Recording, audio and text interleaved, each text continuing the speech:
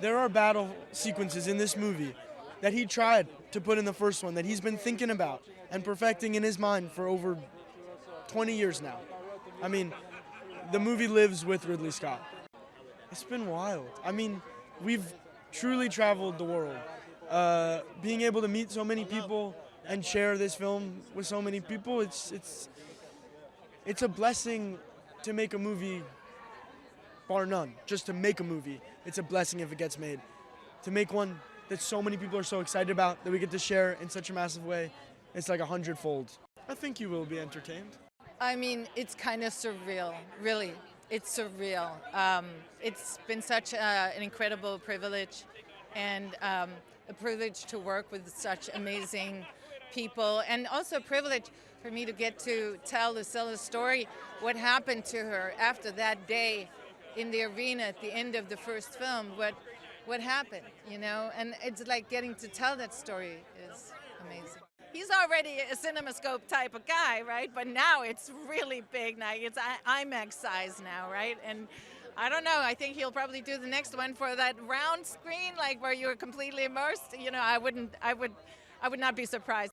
First of all, like working with Ridley is like to enter into like this super collaborative experience. Like somebody who not only likes this, he expects you to bring your game, and like anything that you've got as ideas, he wants to hear it.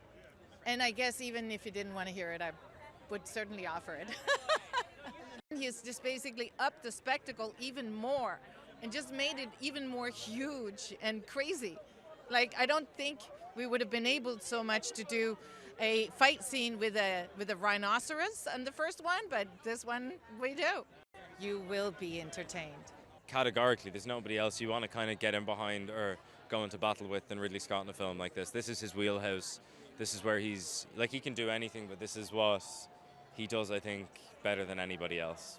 I mean, if you don't have the faith or the backing of your director, there's no point in even starting. But I think he knew that this was new for me, and I think he allowed me to feel the faith that he had, which is also a skill in and of itself. So for that, even for the opportunity, I'm utterly grateful, but also the kind of support and the trust is just phenomenal, and I feel it from him not only then but now as well. What I find pretty spectacular about this cast is that we've all got such different strengths. You know, you've got Denzel, who's the best in the game at what he does. You've got Pedro, you've got Connie, who's returning 25 years on. You've got Fred, who's just like the biggest nerd for acting that I've ever come across, which I adore the guy. You've got Joe Quinn. We've all got a very specific set of skills, but the thing that we have in common is our love for Ridley Scott and our love for this film. I mean, they're a fantastic cast. All of them are brilliant, and I had a good time. Fantastic. This film is, you know, a sequel to one that's 25 years ago.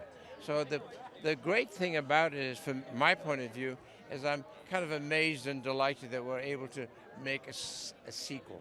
Paul, I saw doing a charming show called Normal People. And I tend to, when I'm watching stuff, I tend to look at the incoming, not the outgoing. I'm an outgoing. So I watch incoming because you get all the new talent. And I was engaged with Paul and his lady partner, and that was really terrific. So I binged on 8 hours of Normal People. Thought, this is the guy. Size, scope, attention to detail, heart, pain, big, love, and gives the actor the opportunity to soar. It's a great ensemble. You know, he put together a lot of theater actors, and there were no stars. There were no, you know, just good actors doing our job. Too big. I couldn't believe it. I was like, I'd never been in a movie like this, and I've never been on a red carpet like this. I mean, this is our budget for most of the movies I made. In fact, I'm stealing some of the sets.